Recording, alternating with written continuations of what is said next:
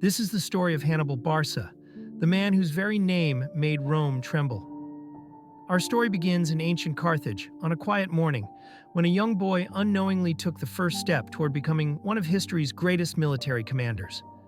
His path, shaped by destiny and revenge, would lead him across continents, through mountains no army had dared to cross, and eventually to the very gates of Rome. It was around 238 BC when Hannibal, only 9 years old, was summoned by his father, Hamilcar Barca, a celebrated Carthaginian general. Inside a dim tent illuminated by a small flame, Hamilcar prepared a ritual that would define his son's life forever. On a stone altar lay a dagger, and beside it burned a ceremonial fire.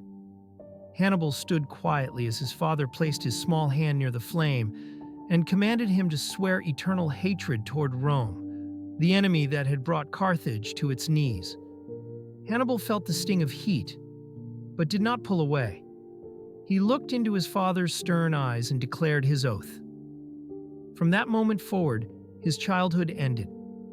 Hannibal followed his father to Spain, where he grew among soldiers, learning to ride war horses, to negotiate with tribes, to withstand cold nights, and to understand military strategy as naturally as breathing. When Hamilcar drowned around 229 BC, and later when Hannibal's brother Hasdrubal the Fair was assassinated in 221 BC, the army looked at Hannibal, only 26 years old, and unanimously chose him as their commander. Rome sensed immediately that the son of Hamilcar had come of age, and danger was rising once more. The tension between Rome and Carthage ignited in 219 BC in a city called Saguntum, located in the Iberian Peninsula.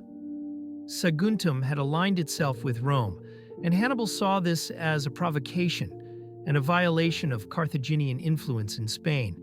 When he attacked the city, the siege lasted for months, ending with Saguntum falling under Carthaginian control. Rome demanded Hannibal be handed over for punishment. Carthage refused. Rome declared war, beginning the Second Punic War in 218 BC, a war that would push both empires to their absolute limits. With war declared, Hannibal unveiled a plan that astonished his own officers. Instead of sailing to Italy, he would march his army across the Pyrenees, through Gaul, and then over the giant, icy Alps. It was a plan no one had dared before. The journey began in the spring of 218 BC, and it quickly turned into a brutal test of resilience. Gaulish tribes launched ambushes. Violent river crossings swallowed men and animals. Narrow mountain paths collapsed under their feet. Frost and hunger drained their strength, and soldiers who had marched with confidence now whispered of turning back. But Hannibal rode at the front every day, encouraging, threatening, and inspiring his men. After nearly 5 months of suffering, only about half of the army that left Spain emerged on the Italian side of the Alps. But they had accomplished the impossible. It was late October 218 BC, and Rome had never expected an enemy to appear from the north. Hannibal's arrival sent shockwaves through the Italian peninsula.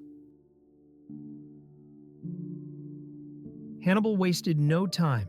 In December 218 BC, he crushed the Roman forces at the Trebia River by drawing them into the freezing waters and overwhelming them with precise, coordinated attacks.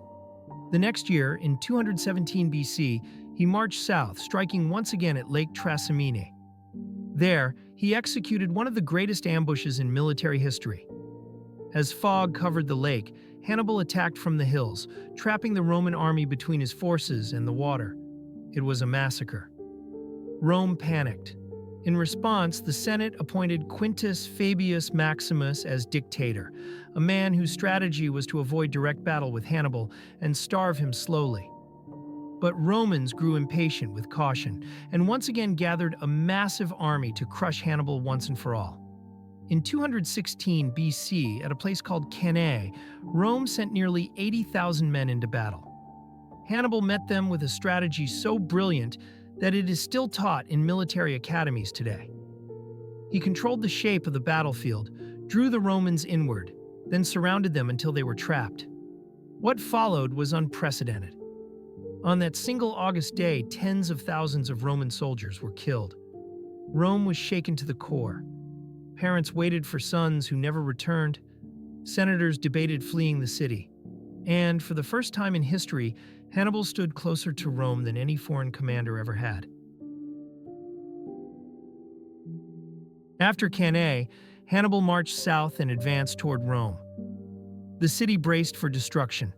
People hid valuables, prepared defenses, and whispered prayers. But Hannibal did not attack. Despite his victories, he lacked siege weapons, reinforcements, and the full support of Carthage. His army was tired and far from home, and the massive walls of Rome stood strong. Hannibal chose caution. Instead of a direct assault, he spent years in Italy, from 216 to 203 BC, trying to gather allies, weaken Rome, and force them into negotiation. Yet Rome adapted.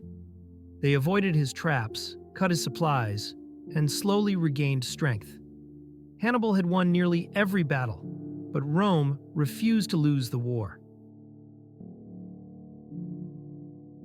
In 204 BC, a young Roman general named Publius Cornelius Scipio took the war directly to Carthage by invading North Africa.